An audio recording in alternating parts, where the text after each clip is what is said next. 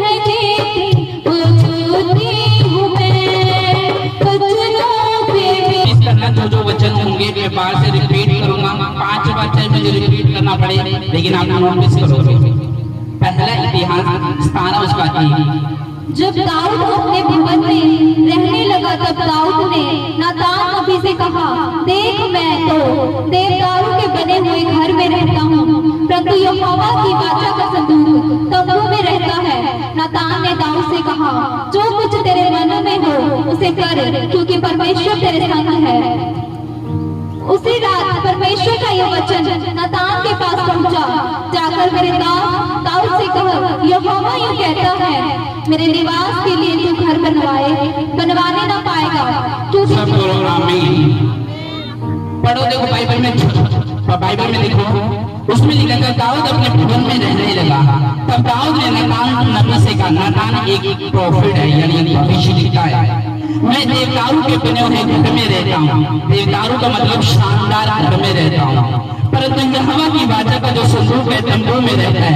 नातान ने दाऊद से कहा, जो कुछ तेरे मन में हो उसे कर, क्योंकि परमेश्वर तेरे साथ है। उसी दिन रात को परमेश्वर का वचन नातान के पास पहुंचा, जाकर मेरे दाऊद से कहे, यहोवा कहता है कि मेरे निवास के लिए तो घर बनवाने ना पाएगा। सब बोलो आमीन।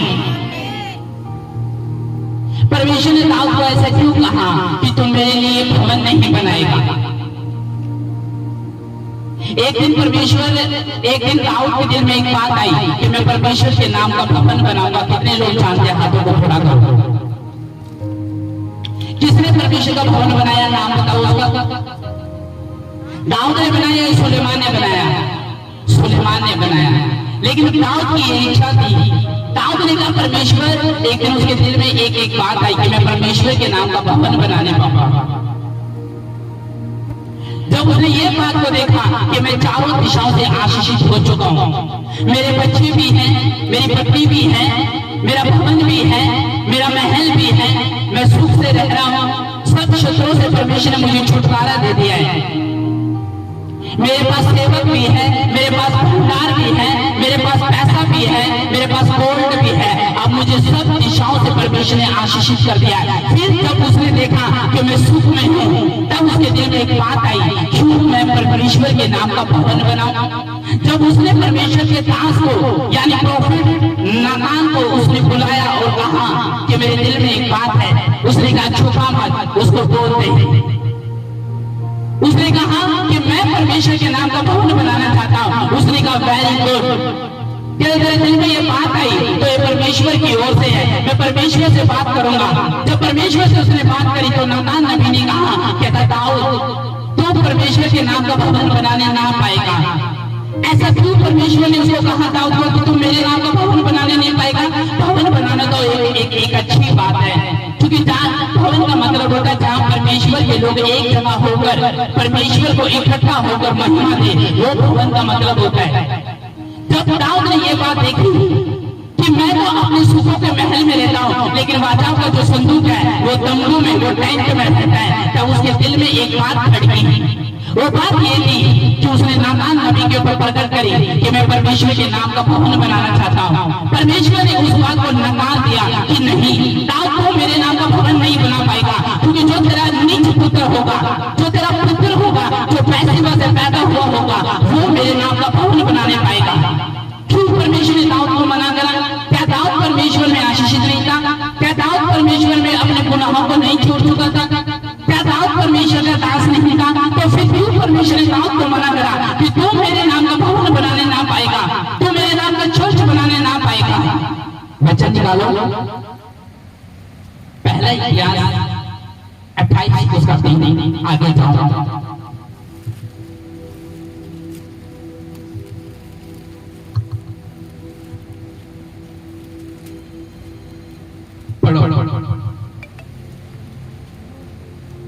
परंतु परमेश्वर ने मुझसे कहा, तू मेरे नाम का भवन बनाने ना पाएगा, क्योंकि तू युद्ध करने वाला है और तूने लोगों का है। सब बोलो आमीन। क्या करने वाला है? तूने युद्ध किया है, तूने लोगों की हत्याएं की है, तेरे हाथ जो है वो लोगों से बंधे हुए हैं, इसलिए तू मेरे नाम का भवन बनाने नहीं पाएगा। क्या मैं तुझसे नाराज नहीं हूँ? हाँ, लेकिन तू मेरे नाम का भवन नहीं बनाएगा, क्योंकि मैं किसी के भी कारण अपने पवित्रताई को, अपने पवित्रताई से बाहर नहीं आ सकता। परमेश्वर का कहने का मतलब ये है, तुम्हें अगर खून ना पाए और कल लोगों का, तो तू मेरे नाम का भवन बनाना, तो तू मेरे नाम का भवन बनाता, लेकिन तूने युद्ध किया है, तूने 66 लड़ाई को लड़ा है, तूने हत्याएं की है बच्चों की और परिवारों की। इस वजह से तू परमेश्वर के नाम का भवन नहीं बनाएगा, लेकिन जो तेरा नीच पुत्र होगा सुलेमान, क्या वो मेरे भवन बनाएगा। आगे बढ़ेंगे, इसलिए मैं बोल रहा हूँ ध्यान से वचन को बोलो ताकि वचन आपको समझ आए। तो भी इस्राएल के परमेश्वर यहोवा ने मेरे पिता के सारे घराने में से मुझे को चुन लिया कि इस्राएल का राजा सदा बना रहे, अर्थात उसने मुझे यहूदा को प्रधान होने के लिए और यहूदा के घराने में से मेरे पिता के घराने को चुन लिया, और मेरे पिता के पुत्रों में से वह मुझे को सारे इस्राएल का राजा बनाने के लिए प्रसन्न हुआ। मेरे सब पुत्रों में से यहोवा ने तो मुझे बहुत पुत्र दिए हैं। उसने मेरे पुत्र सुलेमान को चुन लिया है कि वह इस्राएल के ऊपर यहोवा के राज्य की गद्दी पर विराजे। उसने मुझसे कहा, तेरा पुत्र सुलेमान ही मेरे भवन और आंगनों को बनाएगा, क्योंकि मैंने उसको चुन लिया है कि मेरा पुत्र ठहरे और मैं उसका पिता ठहरूं। सब बोलो आमीन।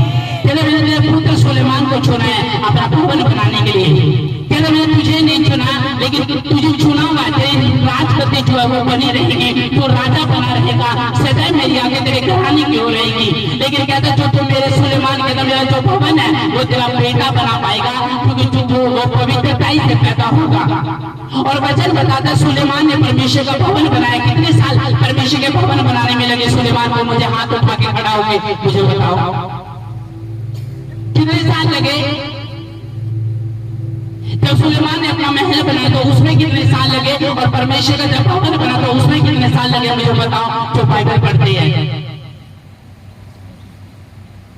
सुलेमान ने जब परमेश्वर का घर बनाया तो बाइबल में लिखा 13 साल उसको 7 साल उसको परमेश्वर के भवन में लगे, और जो उसने अपना घर बनाया तो 13 साल उसको खुद के घर में लगे।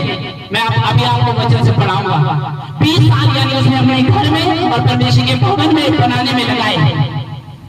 पहले उसने अपना घर नहीं बनाया, पहले उसने परमेश्वर का भवन बनाया, क्योंकि वो जानता था ये एक बेवकूफी की बात होगी कि मैं अपना पहला घर बना लूं, महल बना लूं, और परमेश्वर का वाचा का जो संदूक है वो टेंटों में रहे, कभी एक स्थान से दूसरे एरिया में, कभी एक एरिया से जंगल में, कभी जंगल से चट्टानों में, कभी चट्टानों से पहाड़ों में। कहता मुझे शर्म आनी चाहिए कि मैं पहले अपने घर के बारे में सोचूं, और परमेश्वर का जो घर है वो उजाड़ पड़ा रहे। उसने कहा मैं ऐसा नहीं चाहता, इसलिए पहले परमेश्वर का उसने भवन बनाया। और उस भवन में क्या क्या लगा आपको पता है इस बारे में? मैं आपको एक चीज समझाना चाहता हूँ। जब सुलेमान और दाऊद का ये योजना परमेश्वर के वचन के अनुसार उनकी जिंदगी में आई तो वचन में लिखा उन्होंने इतना गोल्ड और सिल्वर परमेश्वर के भवन में बनाया, आज तक का राजा इतना पैसा इकट्ठा और गोल्ड और सिल्वर इकट्ठा नहीं कर सका जो सुलेमान के पास था। आगे पढ़ो ताकि मैं इनके बारे में आपको ध्यान से समझा के वचन प्रचार कर सकूं। 5 में 5 पढ़ो, जल्दी पढ़ने। मेरे सब पुत्रों में से यहोवा ने तो मुझे बहुत पुत्र दिए हैं। उसने मेरे पुत्र सुलेमान को चुन लिया है कि वह इस्राएल के ऊपर यहोवा के राज्य की गद्दी पर विराजे। उसने मुझसे कहा, तेरा पुत्र सुलेमान ही मेरे भवन को और आंगनों को बनाएगा, क्योंकि मैंने उसको चुन लिया है कि मेरा पुत्र ठहरे और मैं उसका पिता ठहरूं। यदि वह मेरी आज्ञाओं और नियमों को मानने में आजकल के समान दृढ़ रहे तो मैं उसका राज्य सदा स्थिर रखूंगा। इसलिए अब इस्राएल के देखते अर्थात यहोवा की मंडली के देखते और अपने परमेश्वर के सामने अपने परमेश्वर यहोवा की सब आज्ञाओं को मानो और उन पर ध्यान करते रहो, ताकि तुम इस अच्छे देश के अधिकारी बने रहो और इसे अपने बाद अपने वंश का सदा का भाग होने के लिए छोड़ जाओ। सब बोलो आमीन।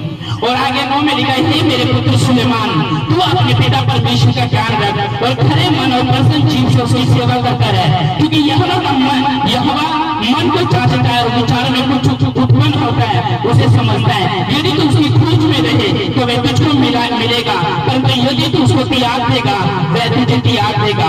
और आगे देखो तो उसने क्या लिखा, कहते जब तू परमेश्वर का भवन बनाए तो उसने क्या क्या करना। अब चौकस रहे, यहोवा ने तुझे ऐसा भवन बनाने को चुन लिया है जो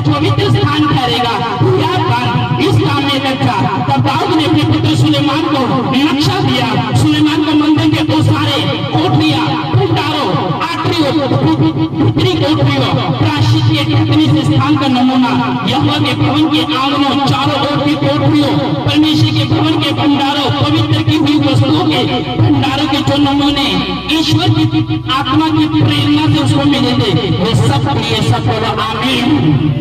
क्या जब परमेश्वर का भवन बनाया तो परमेश्वर की आत्मा ने दाऊद को विजन में दिया, कहता तो इस तरह से कोठरियां बनाना, यहाँ पे तो वाचा का संदूक लेना, कहते तो तंबू में 2 कमरे हैं, कहता उसे छोड़ो तो परमेश्वर के भवन बनाना, कहता सब चीजों का निर्माण करना, यहाँ पे कोठरियां बनाना, यहाँ पे दरवाजे बनाना, यहाँ पे गोल रखना, यहाँ पे लकड़ी रखना, यहाँ पे गेट बनाना, ऊपर सोना रखना, कहता सब कुछ परमेश्वर ने दाऊद को विजन में बताया था।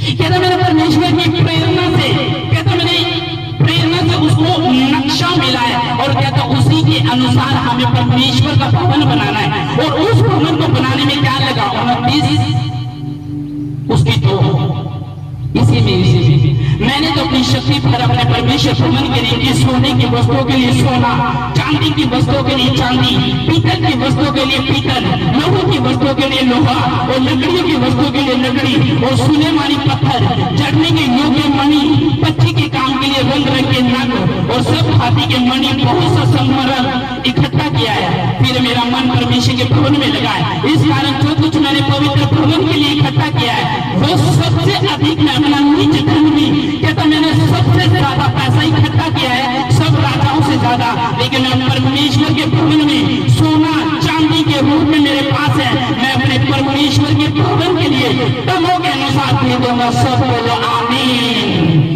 किसके अनुसार दे देगा, तनों के अनुसार। कहते मैं अपने परमेश्वर के भवन के लिए सोना मैंने जोड़ के रखा हुआ है, चांदी रखी हुई है, गोल्ड रखा हुआ है, सिल्वर रखा हुआ है, लकड़ी रखी हुई है, कहते मैंने पैसा रखा हुआ है, सेवक रखे हुए हैं, कारीगर रखे हुए हैं, कहते मैं सब कुछ यहोवा के भवन के लिए दे दूंगा, बस तू परमेश्वर का भवन बनाना। वो अपने बेटे को एक ही बात समझाता था, कहते पहले अपना घर मत बनाना, अपने घर में पहले तू अपने घर के बारे में मत सोचना कि मेरे घर का डिजाइन ऐसा होगा, मेरे घर पे टाइलें लगी होगी, मेरे घर पे 5 AC लगे होंगे, कहते पहले परमेश्वर के भवन के बारे में सोचना। आज लोगों को देखा तुमने, वो अपना पर्सनल परमेश्वर के भवन में कुछ नहीं लगाना चाहते, कारण वो दाऊद की तरह नहीं परमेश्वर की योजनाओं को पूरा करना चाहते। कारण ये है कारण कि वो नहीं चाहते परमेश्वर का भवन जो है वो अमीर बन सके, या परमेश्वर के भवन में सब चीजें पाई जाए, या परमेश्वर का भवन पक्का हो सके। वो नहीं चाहते परमेश्वर के भवन में पक्का फर्श पड़ सके, वो नहीं चाहते अपना पर्सनल हम कुछ भी लगा के अपनी पर्सनल सैलरी से 20 हो गए हम परमेश्वर के भवन पे स्टैंड लें। इसलिए जिंदगी और मुश्किलों से भरी हुई है, तकलीफों से भरी हुई है, ट्रबल से भरी हुई है, क्योंकि वो कभी भी परमेश्वर के वचन पे स्टैंड नहीं लेते कि आओ हम मिलकर यहोवा के भवन को बनाएंगे। और भवन से परमेश्वर को इतना प्यार है कि परमेश्वर कहता है तुमने मुझे मिस्र से जब से निकाला है, कहता मैं ज्यादातर कभी कभी पहाड़ों में तंबू लगा देते हो, कभी जंगलों में तंबू लगा देते हो, कभी नदियों में तंबू लगा देते हो, कभी तुमने मेरे नाम का भवन नहीं बनाया। आज लोगों को जब परमेश्वर आशीषित कर देते हैं, जब घर में कोई दुष्ट आत्मा नहीं रहती, कोई बेबी मिल जाता है, झोल मिल जाती है, पर्सनल सब कुछ हो जाता है, कोई अटैक नहीं रहता, कोई घर में दुख नहीं आ रहा, कोई मुश्किलें नहीं आ रही, वो तब भी परमेश्वर के भवन में सहायता करना नहीं चाहते। दाऊद को सब कुछ मिल चुका था, फिर दाऊद ने सोचा क्यों ना मैं परमेश्वर के भवन के लिए काम करूं। जब प्रभु ने मुझे सब कुछ दे दिया है, मेरा बच्चा जो बीमार था वो ठीक हो गया है, मैं जो दारू पीता था मैंने दारू पीना छोड़ दी है, मैं जो व्यभिचार करता था व्यभिचार करना छोड़ दिया है, मैंने जो परमेश्वर का जो मैं सब कुछ गंदे काम कर रहा मैंने छोड़ दिया है, फिर मैं परमेश्वर के भवन के लिए स्टैंड लूं। लोग स्टैंड नहीं लेते, इसलिए अपने झमेलों से नहीं निकल पाते, इसलिए वे दुनिया से नहीं निकल पाते, क्योंकि वो कभी नहीं चाहते मेरा पर्सनल कुछ भी परमेश्वर के भवन में लगे। हालेलुया। लोगों को पहले चिंता हो जाती है कि मुझे अपना भवन बनाना है, मुझे टाइलें लगानी है, मुझे पहले पेंट कराना है अपने घर का, मुझे बेस्ट सीमेंट लगाना है, मैंने 2 प्रॉपर्टियां खरीदनी है, 2 कार खरीदनी है, मैंने 2 खत्ते रखने हैं। लेकिन कभी ये नहीं बोलते कि मुझे परमेश्वर के भवन के लिए भी काम करना है, मुझे प्रभु के पर्सनल अपनी जीवन से मैंने परमेश्वर के भवन के लिए भी बोलना है। कभी मैं महल मैंने अपने घर को कंप्लीट कर लिया, बच्चों की शादी भी एक अपनी लड़की की शादी भी कर ली, बच्चों की शादी होगी, लड़के की शादी होगी, सब कुछ तो हो गया। अब मैं फ्री हूँ, मैं बेला हूँ। अब तो मैं परमेश्वर के लिए स्टैंड लूं, तब भी लोग स्टैंड नहीं लेते। और परमेश्वर ने कहा, दाऊद इतना चिंतित था, उसने दिमाग में एक बात घूमती थी, हाय मेरा घर बन गया, हाय मुझे सुख मिल गया, हाय मुझे गोल्ड मिल गया, हाय मेरा कोई दुश्मन नहीं था, हाय मुझे श्राप और बंधन मेरे ऊपर से टूट गए। क्या मुझे शर्म आनी चाहिए, मुझे शर्म आनी चाहिए अगर मैं परमेश्वर के भवन के लिए स्टैंड नहीं ले रहा हूं। मैं ऐसे लोगों को जानता हूं जो जब उन्होंने परमेश्वर के लिए स्टैंड लिया, उनकी जिंदगियां बदली है। मैं ऐसे परमेश्वर के दासों को जानता हूं जो आज भी चर्च रेंट में रहते हैं, लेकिन परमेश्वर के घर को अमीर बनाया हुआ है। पर उनके घर में कोई कुर्सियों की कमी नहीं, कोई टेंट की कमी नहीं, कोई दरियों की कमी नहीं, कोई पैसों की कमी नहीं, कोई पानी वाले पंखों की कमी नहीं, कोई स्पीकर की कमी नहीं। सब चीजों को उन्होंने अपने पर्सनल पैसों से मंगवाया है और आज तक उन्होंने अपना घर नहीं बनाया, क्योंकि वो कहते हैं कि जब तक ये हवा का घर बन के खड़ा नहीं होगा, हम अपना घर नहीं बनाएंगे। और आज के लोग, पहले तो मुझे मेरा घर चाहिए, पहले तो मुझे मेरी गवर्नमेंट जॉब चाहिए, पहले तो मुझे मेरा अपना पेट भरना है। और पेट लोग भरते हैं लेकिन उनका भरता नहीं, इकट्ठा करते इकट्ठा होता नहीं, फटी थैली से निकल जाता है। परमेश्वर के भवन में नहीं होते, कहीं और लग जाता है। कभी डॉक्टरों को, कभी दवाइयों के, कभी कोर्ट कचहरी में, कभी पुलिस स्टेशनों में, कभी वहां पे घूम गए, कभी बटुआ चोरी हो गया, कभी चैन चोरी हो गई, कभी घर से चोरी हो गई। तब परमेश्वर ने कहा, जब तुम भवन के लिए स्टैंड नहीं लेते, तुम्हारी जिंदगी में वो माहौल, वो आशीष, वो बरकत नहीं होगी जो होनी चाहिए। चर्च गरीब है तो तुम्हारा घर भी गरीब रहेगा, हमेशा याद रखना। क्या सुलेमान ने स्टैंड लिया, मैं परमेश्वर का भवन बनाऊंगा। आज लोगों को मैंने देखा है अपने मरले पा रहे हैं लोन ले लेके। मैं ऐसे लोगों को जानता हूं जिन्होंने बैंक से 25-25 लाख, 30-30 लाख लोन उठाया, और जब उनसे पूछा गया तुम कोई सेवक हो, कहते सेवक बेसिक है, लेकिन हम अपनी कोठी बनाएंगे और उस कोठी में हम कमरे बनाएंगे और वो कमरे हम किराए पे चढ़ाएंगे और उन किराए से हमें रेंट आएगा और हम रोज के रोज अमीर बनते जाएंगे। जब उन्होंने पूछा कि आपने इतना बड़ा घर लिया 50 लाख का, लेकिन इसमें परमेश्वर का भवन का है, कहते ये जो कमरा है ना, ये परमेश्वर का भवन है। और अगर आप उनकी जिंदगियां देखें, मैं आपको दावा करता हूं, कोई स्पिरिचुअल पावर उनकी जिंदगी में नहीं है, कोई बच्चों की ब्लेसिंग ऊंची नहीं है, कोई गवर्नमेंट जॉब का रिजल्ट नहीं है, कोई परमेश्वर का छुटकारा पर्सनली बच्चों की जिंदगी में नहीं है। कारण अपना घर तो बना लिया, परमेश्वर के घर में एक छोटा सा कमरा बनाया और कहता है यही सेवक का रूम है, उसी में खाना हो रहा है, उसी में पहनना हो रहा है, और वो एक भवन लेकर परमेश्वर की इंसल्ट की जा रही है। सोच के देखो, परमेश्वर ने लकड़ी तोड़ के ले आओ, पहाड़ों पे चढ़ जाओ, लेकिन मेरे नाम का भवन बनाओ, स्टैंड लो मेरे नाम के लिए। क्या मैं तुम्हारे नाम के लिए स्टैंड लूंगा, तुम्हारे काम के लिए स्टैंड लूंगा, तुम्हारी मैरिज के लिए स्टैंड लूंगा, तुम्हारे बच्चों के लिए स्टैंड लूंगा। आमीन। अपने हाथों को उठाओ, बोलो परमेश्वर आज से मैं तेरे वचन के लिए स्टैंड लूंगा, तेरे भवन के लिए स्टैंड लूंगा, तेरे वचन पे चलूंगा। आमीन।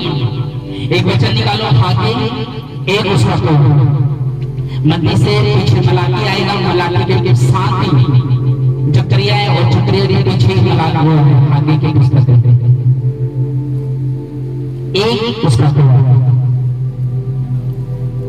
सेनाओं का यहोवा ये कहता है, ये लोग कहते तो है यहोवा का भवन बनने का समय नहीं आया है। फिर यहोवा का वचन आगे भविष्यद्वक्ताओं के पास पहुंचा, ये भवन उजाड़ पड़ा है, कहता आगे के पास पहुंचा।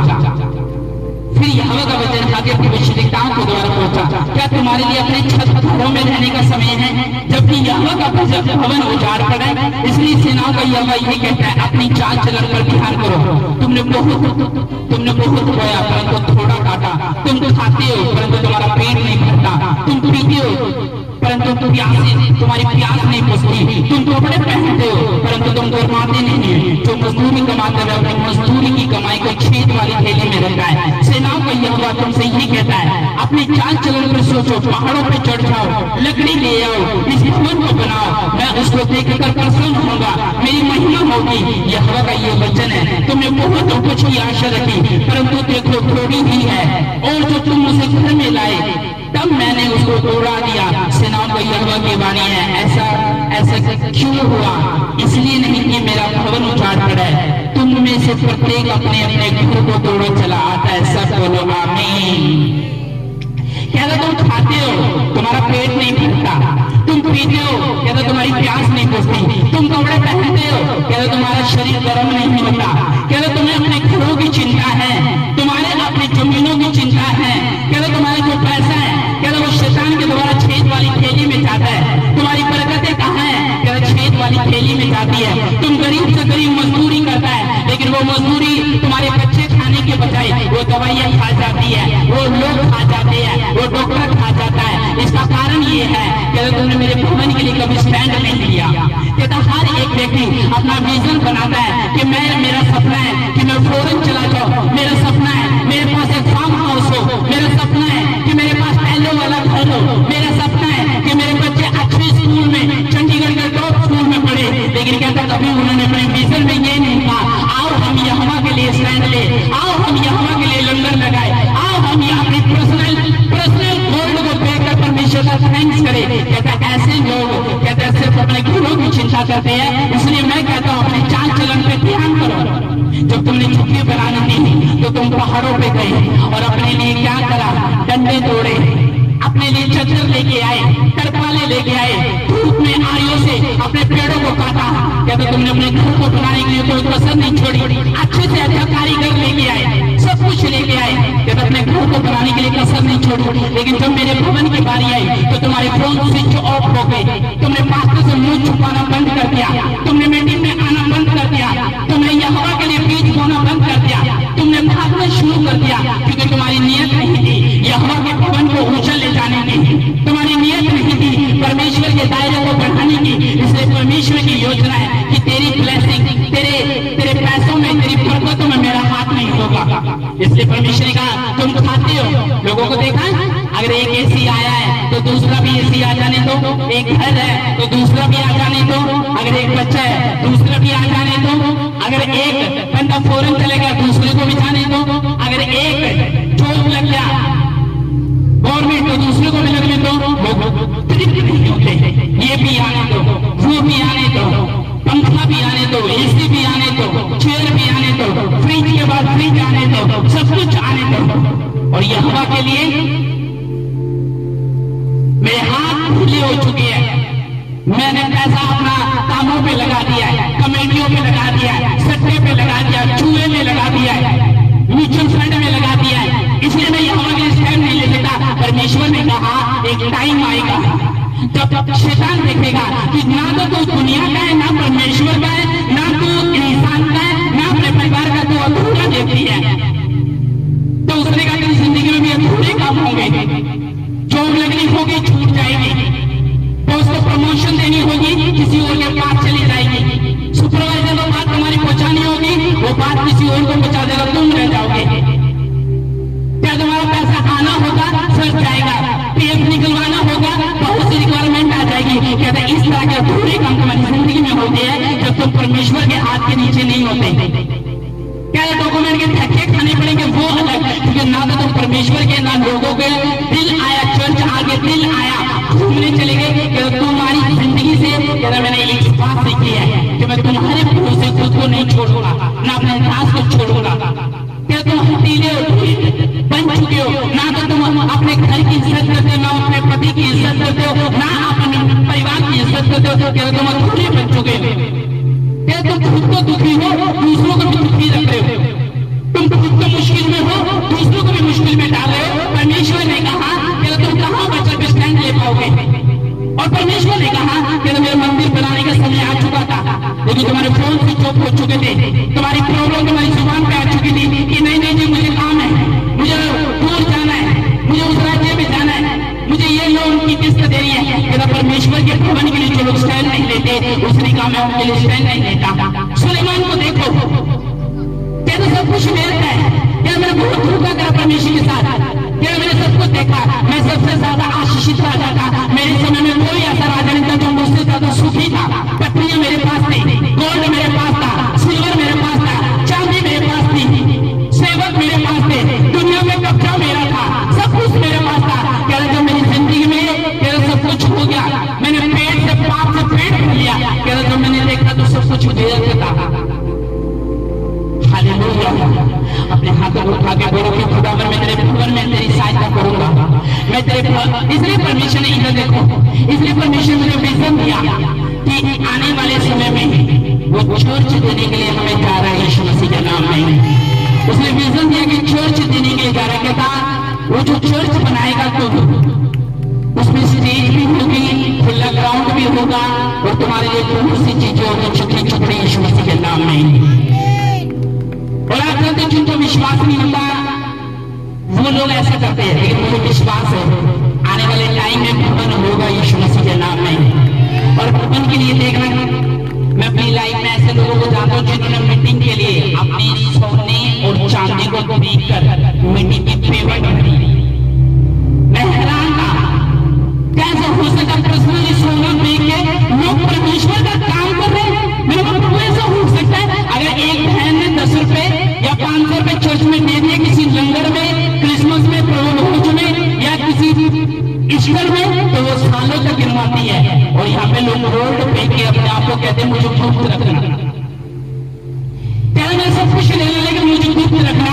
मैं नहीं चाहती कि मैं अपने घर को दे दो, परमेश्वर का उजाड़ पड़ा रहे, तेरा परमेश्वर के पर्दे फटे पड़े रहे, हम जमीन के लिए 20-20 साल इंतजार करें। कहना मैं नहीं चाहती, मेरा जितना भी पर्सनल होगा मैं बोऊंगी, चाहे मेरे हाथ घटी में बोना पड़े, लेकिन मैं बोऊंगी।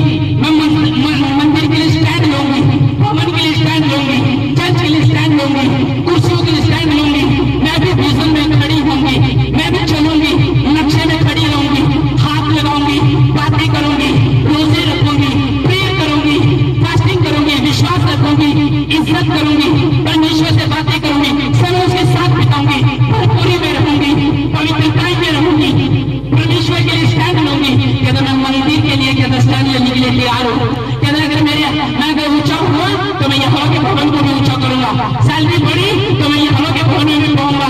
कहता मैं जानता हूँ कि यहाँ के भवन में उसके लिए स्टैंड लेना कितनी बड़ी बात है। सुलेमान ने परमेश्वर का घर बनाया, आज लोग अपना पहले पर्सनल देखते हैं, पहले मेरी गवर्नमेंट जॉब लग जाए, पहले मेरा घर बन के खड़ा हो जाए, पहले मेरे पास कार आ जाए, पहले मेरे डॉक्यूमेंट पास हो जाए, पहले मेरा सब कुछ हो जाए, पहले मेरा बच्चा सेटल हो जाए, पहले मेरे बच्चे की मैरिज हो जाए, तब सेवकाई में आएंगे, पहले गवर्नमेंट जॉब लग जाए तब सेवा में आएंगे, तब परमेश्वर के भवन में पहले बिजनेस चलना चाहिए, तब कुछ होएंगे परमेश्वर के लिए।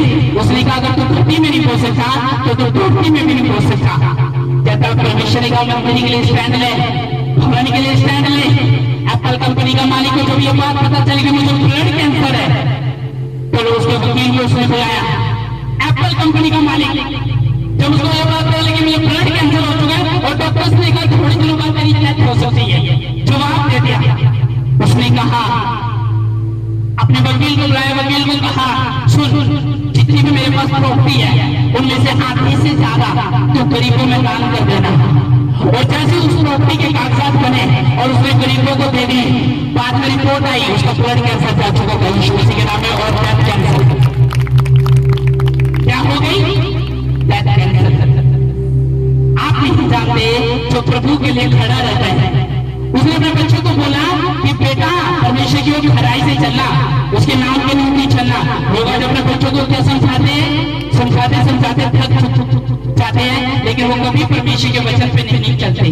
कारण क्या है, कारण ये है वो दुखी हो जाते हैं। गंदी संगति में बच्चों मत जाना, वो दुखी हो जाते हैं। अपनी गर्लफ्रेंड को छोड़ दे, वो दुखी हो जाते हैं। तू ये काम कर, तू वो काम कर, वो दुखी होकर काउंसलिंग देते हो, वो दुखी हो जाते हैं कि तू इस बंदे के साथ मत बैठ या इस जगह मत जा, ये गलत संगति में मत जा, लेकिन वो काउंसलिंग से कभी चंगे नहीं होते। कारण उन्होंने कभी परमेश्वर के वचन की उनके दिल में कभी बात नहीं पाई, इस वजह से परमेश्वर का वचन जो है उनकी जिंदगी में पूरा नहीं होता। तैयार परमेश्वर के भवन के लिए, काम करने के लिए, सेवा करने के लिए, हाथों को उठाने के लिए। उसने कहा मंदिर कहते पहाड़ों पे चढ़ जाओ और मेरे लिए भवन तैयार करो। कहते मैंने तुम्हारे घर को तैयार किया है, क्या तुम मेरे लिए भवन तैयार नहीं कर सकते? कहते तुम लोग पेट भरते हो, बोते हो, लेकिन काटा नहीं चाहता क्योंकि तुम गलत नीयत से बोते हो। कहते ताने देते हो बोने के बाद, इसलिए तुम्हारा पेट नहीं भरता। कहते तुम्हारे कपड़े करवाते नहीं, तुम मजदूरी करते हो लेकिन छेद वाली थैली में चली जाती है। बरकतें खत्म, आशीषें खत्म, इज्जत खत्म, बच्चे कहने में नहीं है। कहता जीवन नाश हो चुका है, गंदे व्यसन आना शुरू हो चुके हैं, सपने आने शुरू हो चुके हैं, पैसा ठहर नहीं रहा, हाथ फैल चुके हैं, मांगना पड़ता है। कहता क्या करो? कहता तुमने यहोवा के लिए कभी भवन बनाया? अपने घर में तो सब कुछ लेके आ रहे हो, परमेश्वर के लिए कभी बोला? कहता तो तुमने मुझे याद नहीं करा, तो मैं क्यों तुम्हें याद करूं? क्यों तो मेरे बच्चों को सेटल करो? क्यों फिर मेरा हाथ तेरे सिर के ऊपर हो? तो तुमने मुझे याद करा। कहता मैं सुलेमान ने मुझे याद किया, सुलेमान को मैंने भवन से पढ़कर दिया, उसने तो 7 साल में मेरे भवन बना दिया, 13 साल में उसका। कहता तुम परमेश्वर को हरा नहीं सकते, जो तुम दोगे उससे 2 गुना तुम्हारे घर में परमेश्वर को देगा यीशु मसीह के नाम में। हाँ है ना? तुम बोलते नहीं हो मैंने इतना बोया। एक बार एक बहन ने 10,000 पे चर्च में बोए थे, बोले मेरा पैसा फंसा हुआ है, निकल ही नहीं रहा। उसने कहा मैं बोऊंगा। जब उसने 10,000 बोए, 6 लाख की आशीष आई उसके घर में। और जब 6 लाख में से फिर 10,000 बोए, घर की आशीष भी आई यीशु मसीह के नाम में। और जब घर की आशीष आई, बच्चों की भी आशीष आई यीशु मसीह के नाम में। आमीन। अल्लाह देखा, इसलिए जितना छिगरा, अगर तो आपके अंदर छिगरा है, जब आपका बच्चा एक चीज करता है ना कि मुझे फोन चाहिए, वो तुम्हारी नाक रगड़वा देगा, अपनी नाक रगड़ देगा, सिर दर्द करवा देगा, लेकिन वो गेम लेके तुमसे दिखाएगा, फोन लेके दिखाएगा, लैपटॉप लेके दिखाएगा, महंगी स्कूल में अपना एडमिशन करके तुम्हारे द्वारा दिखाएगा। चाहे पैसा ना हो तुम्हारे, तुमसे लोन मंगवा देगा, खर्च करवा देगा तुमसे, बाइक के लिए, एक्टिवा के लिए, जीप के लिए, फील्ड के लिए, नहीं तो आए तुम्हारा सिर दर्द कर देगा, जीत और तुम्हें करना पड़ेगा। और चर्च में कोई चीज नहीं है। इसलिए परमेश्वर ने कहा अगर तू सिर दर्द लेना चाहता है तो कभी परमेश्वर के लिए स्टैंड मत लेना। अगर तू कहता अपना पर्सनल कुछ करना चाहता है, स्टैंड लेना। तेरे घर में आशीष आएगी यीशु मसीह के नाम में। क्या आएगी? आशीष आएगी। आमीन। उसने भगवान के लिए स्टैंड लेना। क्या अगर तू छुट्टी में रहने वाले तो तब भी लेना।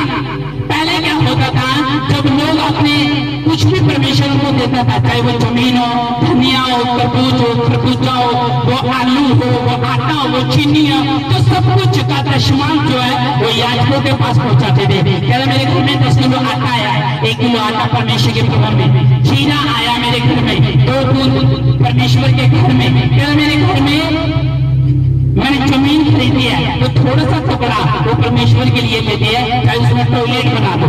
ऐसा करते थे पिछले, जब आप पुराने नियम को पढ़ो। और आज का व्यक्ति अगर वो दशमांश भी दे ले तो वो भी पूरे सालों तक कोसता रहता है, मैंने भूमि से दिया, अगले क्रिसमस को तूने तूने तूने दिया, वो दिया तो दे दिया। कब दिया था? पिछली क्रिसमस को, पिछली क्रिसमस का अगली क्रिसमस को क्यों मारा? हमें लोगों को अगर पौधे थे उनको नींद नहीं आती, वो दुखी हो जाते। यार मैंने गलती से पौधे को बंदम पीछे से पुश कर रहा था, पौधे बच्चे पुश कर रहे थे, पौधे वो जैसे खो दिया। उसके बाद बच्चों को गुस्से से देख रहे हैं, तुम्हें मतलब रोने के पीछे से तुम्हें बोला नींद नहीं आते। भाई साहब अगर आप परमेश्वर के लिए स्टैंड लो, तुम्हारे परिवार के लिए वो स्टैंड लेगा। उसने कहा तुम खाते हो, क्या तुम्हारा पेट नहीं भरता? देखना ऐसे लोगों को, ये भी आ जा, वो भी आने दे, ये भी आने दे। जिस औरत को ज्यादा कपड़े इकट्ठा करने की आदत है अपने घर में, और जिस बंदे को अपने कपड़े दूसरों को देने की आदत है, फ्रेंड अपने एक आदमी की लड़की एक दूसरी लड़की को कपड़े नहीं दे सकते कि चल तो मेरा पर्सनल सूट इस्तेमाल कर ले शादी में, या तो मेरी पर्सनल कमीज इस्तेमाल कर ले, मैं आदमी कोई चर्च जाने वाला हूं और तुम आप एक दूसरे के कपड़े नहीं ले सकते। क्यों? तुम्हारे कपड़ों में प्रेसिंग है, और जब तुम दूसरों के कपड़े पहनते हैं तो उनकी दुष्ट आत्मा कपड़ों के समेत तुम्हारे अंदर एंटर कर जाती है। अगर आप किसी की फटी पैंट पा रहे हो, वही फटी पैंट आपके हाथ में है, कुछ दिन बाद देखना तुम्हारी फटी पैंटों के साथ एक बेपहचान की दुष्ट आत्मा भी तुम्हारे अंदर एंटर कर जाएगी। इसलिए एक दूसरे के कपड़े कपड़े मत पाओ।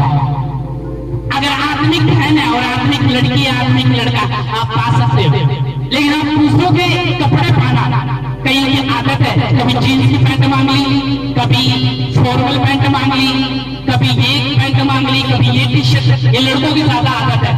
अब तो लड़कियों की भी बनी है, शादी में जाना है तो मुझे अपना लहंगा दिखा दे, तेरे लहंगे में ज्यादा गोल्डन लगा हुआ है, तो मुझे अपना वो पिंक वाला सूट दिखा दे, जरा सूट बहुत सोना है। आपसे बोल दो नो नो नो, मेरे पास सूट नहीं है। अटैची बंद कर दो, अलमारी की चाबी घुमा देना, पानी में फेंक देना और फिर निकाल लेना। अब हमने कपड़ा किसी को नहीं दे सकते, परमेश्वर मुझे कहने के लिए कहा है। सच्ची सच से हाथ खड़ा करो, जो अभी भी एक दूसरे के कपड़े लेते और देते, सच में अगर आप सच बताओगे कि हाँ मैं उस कपड़े के कपड़े लेता हूँ, मतलब हमें चल रहा है, ये नहीं कि आप उससे मांग रहे कि आप गरीब हो, ये कि एक दूसरे से हम क्या मांग के पा रहे हैं कि मैं उस मेरी फ्रेंड है स्कूल की, मैं इससे मांग रही थी, वो मुझसे मांग लेती है।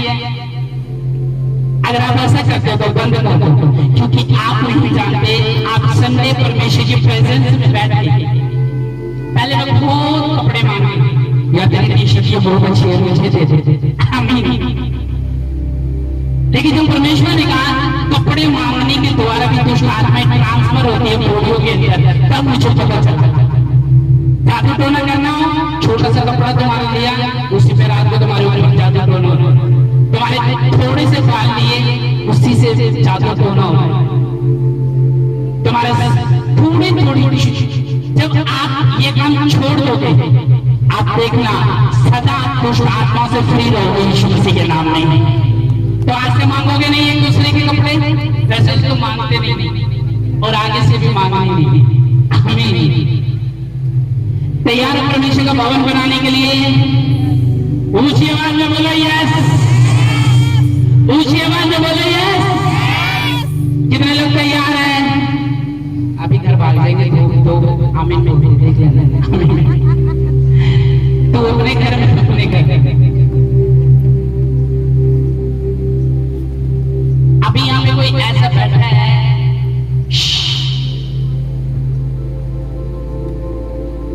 जो तुममें से अगर एक दूसरे के कपड़े मांगता है, वो हाथ खड़ा कर ले अगर है तो, क्योंकि एक दिक्कत आई है। वो दिक्कत ये है कि कपड़े के कारण तेरी जिंदगी में दिक्कत आ सकती है।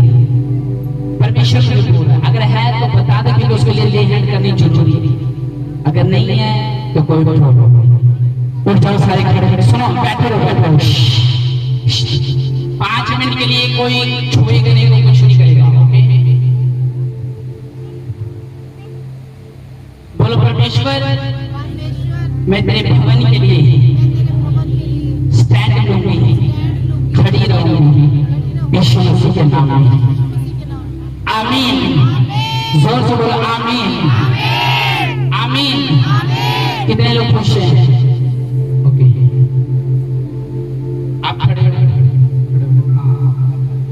बस बस बस, आप खड़े हो, आप खड़े हो, नहीं नहीं, आप नहीं खड़े खड़े, हाँ हाँ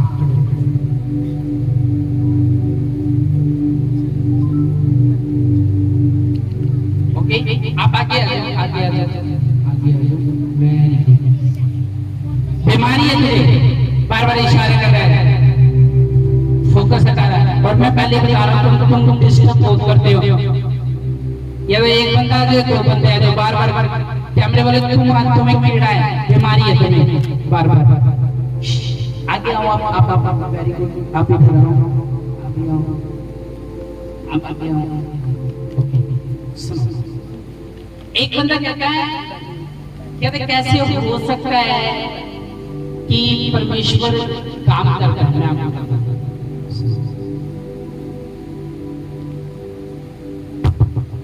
आपने से आपका बच्चा, सुनो, आपकी शादी को कितने साल हो गए? 14 साल हो गए।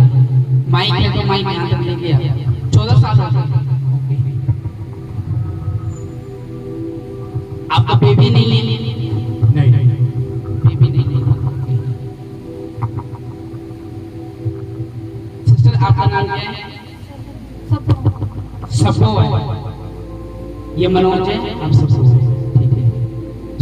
अच्छा, अब्दुल परमेश्वर। अच्छा, आपको 14 साल इनके मैरिज के हो गए हैं और इनके पास बेबी नहीं है। आपका नाम क्या है? नितिन। आपका कितने टाइम हो गया शादी? 1.5 साल। आपको भी बेबी नहीं है? कितने सालों से? 1.5 सालों से। ओके, सुनो, आपने बच्चा लिया था, गोद, उसकी डेथ हो गई। कब हुई इसकी डेथ? अभी हम बोलो, खुलना है। क्या चीज की डेथ हुई?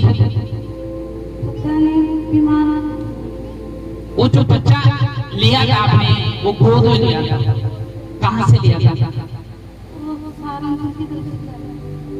उस बच्चे को आए हुए दुनिया में कितना टाइम हो गया था?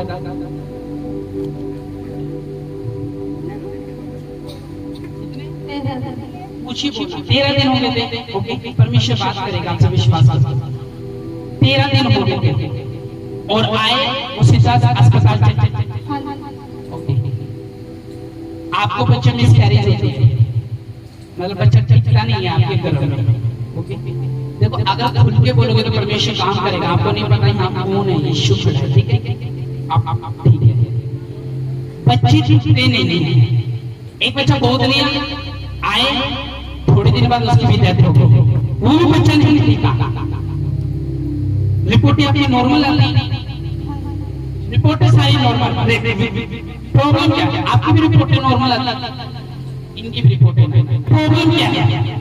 स्कैनिंग नॉर्मल, सब कुछ नॉर्मल। बच्चा गोद लिया, लेके आए, थोड़े दिन रखा, दूध पिलाया, बच्चे की डेथ कल या परसों दफना किया। 1 तारीख को दफना किया है। बाद में रोने लगे, कहते हाय मेरी तकदीर खराब है। मैंने बोला प्रॉब्लम कोई नहीं है, प्रॉब्लम शैतान है। आप आपको बोलो बहन आप माँ बनने वाली, बोलो। अब आप इनको बोलो बहन आप ही माँ, आप इनको बोलो। अब एक दूसरे को हाथ मिला के बोलो भाई आप माँ बनने वाले। देखो और सुनो, ये भाई बोलता है कि मेरी लाइफ में ऐसा कोई सुख का पल नहीं आया, ना मुझे किसी ने दिया। मैं इधर गया उधर गया, ना मेरा बच्चा मुझे मिल पा रहा है, ना कुछ हो पा रहा है। मैंने बोला अभी तक तुम्हारा मुकाबला सबसे हुआ, जीसस से नहीं हुआ। अब जीसस क्या करता है वो देखो। हाथ उठाओ, हाथ उठाओ, हाथ उठाओ, हाथ उठाओ, हाथ उठाओ।